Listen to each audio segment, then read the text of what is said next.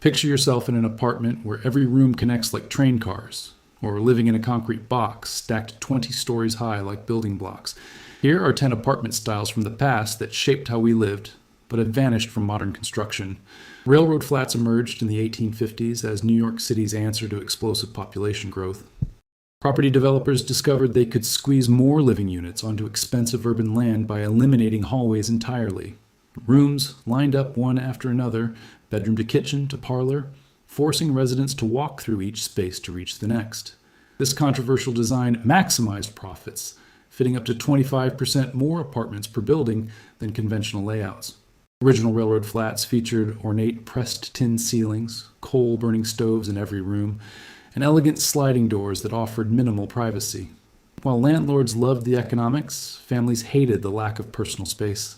By the 1920s, housing reformers successfully campaigned against these shoebox apartments, and new construction shifted to layouts with proper corridors. Brooklyn's Park Slope and Williamsburg neighborhoods still contain thousands of these narrow units, now renovated into expensive rentals. The longest railroad apartment ever documented stretched 140 feet from front door to back window. Garden court complexes revolutionized American apartment living between 1915 and 1945, introducing the radical concept that renters deserved green space. Architects arranged 2 to 3-story buildings in squares or U-shapes around lush central gardens, complete with fountains, walking paths, and flowering trees. These developments prioritized natural light and fresh air, with every unit featuring windows on multiple sides, a stark contrast to the dark tenements that preceded them. The concept originated in England's Garden City movement, but was perfected in American suburbs and military towns. During the 1930s, garden apartments became symbols of middle-class aspiration, offering affordable elegance with Spanish tile roofs, arched doorways, and communal lawns. After 1955, developers abandoned this model in favor of parking lots and high-rise construction that generated higher returns per acre. Washington, D.C.'s Cleveland Park neighborhood preserves some of America's finest examples, including the Shoreham building with its 2-acre interior courtyard. These complexes rarely exceed 4 stories because early elevators were too expensive for mid-range housing. Bachelor flats dominated urban cores from 1910 through 1945, designed specifically for the emerging class of single professionals flooding into cities. These ingenious one-room units packed maximum functionality into 300-400 square feet through revolutionary space-saving features. The defining element was the fold-down Murphy bed, which transformed a sleeping area into a living room with one motion. Built-in breakfast nooks featured drop-leaf tables, while kitchenettes hid behind curtains or folding screens. Storage was concealed in unexpected places, under window seats, above door frames, inside false columns. Chicago's Gold Coast pioneered the bachelor flat, with buildings like the Ambassador offering valet service, rooftop dining, and maid service to compete with luxury hotels. The Great Depression actually boosted their popularity as married couples downsized. However, post-war suburban migration and the baby boom made these tiny units obsolete. Modern studio apartments inherited the concept, but abandoned the clever built-ins that made bachelor flats so efficient. Some original units in downtown Chicago still have functioning Murphy beds from 1925.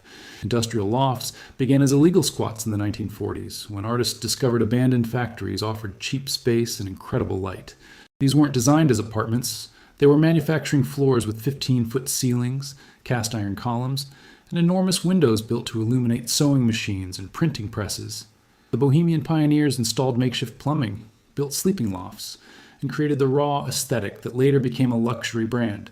Manhattan's Soho neighborhood contained hundreds of these unauthorized conversions by 1960, creating a cat-and-mouse game with building inspectors.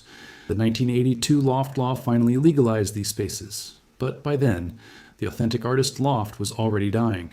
Developers began constructing loft-style apartments with fake exposed brick and decorative beams, selling the aesthetic without the gritty reality. True industrial lofts featured freight elevators, loading docks, and sprinkler systems designed for textile fires, not residential living. The most sought-after spaces occupied former printing facilities, where thick floors could support heavy machinery. Today, actual converted lofts in Soho sell for $5.10 million, far beyond any working artist's budget. Kitchenette buildings represent one of the darkest chapters in American housing, created when landlords subdivided existing apartments to exploit black families during the Great Migration. A spacious 6-room unit would be carved into 6 separate kitchenettes, each with a 2-burner hot plate, a tiny sink, and one room for an entire family. Bathrooms were shared among multiple units, sometimes serving 20 people. This exploitative practice concentrated in Chicago's Bronzeville and New York's Harlem from 1915-1950, where racist housing covenants prevented black families from renting elsewhere. Landlords charged exorbitant rents for these degrading conditions, knowing tenants had no alternatives. Fire codes were routinely violated, electrical systems overloaded, and ventilation non-existent. Novelist Richard Wright lived in these conditions and described them as our prison, our death sentence without a trial. The 1949 Housing Act and Civil Rights legislation finally outlawed the worst abuses, but thousands of kitchenette buildings survived into the 1970s. Ironically, some Chicago landlords today market renovated vintage kitchenettes as trendy micro-apartments. The original buildings concentrated poverty so severely they're studied as examples of structural racism in urban planning. Spanish courtyard apartments brought Mediterranean romance to American cities during the 1920s real estate boom, particularly in California and Florida. Developers created L-shaped or rectangular buildings wrapped around open-air courtyards filled with palm trees, decorative tile fountains, and wrought iron benches. Architectural details included red barrel tile roofs, stucco walls in cream or pink, carved wooden doors, and balconies with ornamental railings. Los Angeles alone built over 1,000 courtyard complexes between 1920 to 1935, transforming neighborhoods like Hollywood and Echo Park into fantasy versions of Spanish villages. These weren't just aesthetic choices. The courtyards provided natural cooling in pre-air conditioning California, while thick stucco walls offered excellent insulation. The design also created community, as residents encountered neighbors while checking mail or tending courtyard gardens. World War II halted construction, and post-war developers favored cheaper designs without costly ornamental details. Many surviving courtyards were demolished in the 1960s-70s as blight, though preservationists have since recognized their architectural value. The Villa Vizcaya in Hollywood, built in 1928, remains one of California's most photographed apartment buildings.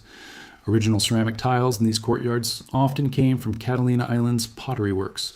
Old law tenements defined New York housing from 1850-1901, built under regulations that seem shockingly inadequate today. These 5 to 7-story buildings covered entire 25 100-foot lots, with only front and rear windows, meaning interior rooms had no natural light or ventilation whatsoever.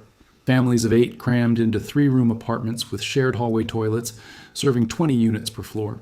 The Tenement House Act of 1879 tried to improve conditions by requiring air shafts, creating the infamous dumbbell shape when viewed from above. These narrow shafts between buildings became trash-filled, disease-breeding vertical tunnels that made conditions worse, not better. Rooms measured as small as 7 or 8 feet, bathtubs sat in kitchens covered with boards to create counter space, and coal stoves made summer unbearable. Despite their horrific conditions, these buildings housed over 2.3 million New Yorkers by 1900, roughly 2/3 of Manhattan's population. The 1901 Tenement House Act finally mandated better standards, but 350,000 old law units remained occupied for decades. The Lower East Side Tenement Museum preserves 97 Orchard Street, where 7,000 people from 20 nations lived between 1863 and 1935. These buildings are why American housing codes exist, a direct response to preventable suffering. Modular concrete apartments promised a housing revolution in the 1960s through factory-built units assembled on site like massive Lego sets. Architect Moshe Safdie's Habitat 67 in Montreal became the movement's icon, 354 identical concrete boxes stacked in seemingly random configurations, each with a private terrace on the roof of the unit below. The concept seemed perfect. Build standardized modules in controlled factory conditions, truck them to the site, then stack them with cranes in days instead of months. The reality proved far more expensive than traditional construction, with complex engineering, specialized equipment, and transportation costs killing the economics. Safdie envisioned middle-class housing, but Habitat 67's units became luxury condos. Similar experiments in London, the Robin Hood Gardens, and New York, the Tracy Towers, achieved mixed results. The brutalist aesthetic aged poorly, concrete weathered badly, and modular construction never achieved promised cost savings. Yet Habitat 67 endured as architectural landmark, its radical design now celebrated rather than replicated. Moscow attempted the largest modular experiment, building thousands of Khrushchevka apartment blocks that still house millions. The modules were meant to last 25 years, but many remain occupied 60 years later. Tower in the Park complexes represented utopian urban planning from 1945-1975, placing tall apartment buildings in expansive green landscapes. Metropolitan Life's Stuyvesant Town in Manhattan epitomized this vision. 35 identical 12-story brick towers housing 25,000 residents, surrounded by 1,400 newly planted trees and landscaped lawns. Le Corbusier's radiant city concept inspired this model. Concentrate density vertically, then dedicate ground-level space to parks and recreation. The theory assumed residents would appreciate nature, children would play safely, and communities would thrive in modern high-rises. The reality often produced the opposite. Desolate windswept plazas, isolated residents, and crime-ridden parking lots. Without traditional streets and storefronts, these complexes felt disconnected from urban life. Co-op City in the Bronx took the concept to extremes with 35 towers housing 60,000 people, creating a self-contained city that felt more like exile than community. Architects later recognized that Jane Jacobs was right. Cities need density, diversity, and street-level activity, not towers floating in empty grass. Many Tower in the Park developments were demolished or reimagined, adding shops and breaking up superblocks. Peter Cooper Village still thrives in Manhattan, its park setting now considered a luxury amenity worth $1 million entry price. Brutalist housing blocks emerged from 1955-1980 as concrete monuments to modernist ideals and socialist housing policies. These raw concrete towers rejected all decoration. No cornices, no arches, no ornamental details, presenting pure geometric forms of exposed béton brut. Architects like Le Corbusier believed honest materials and functional design would create egalitarian housing, with identical units ensuring no resident had superior accommodations. London's Trellick Tower epitomized brutalist ambition. 31 stories of board-formed concrete containing 217 flats, featuring a separate service tower connected by sky bridges.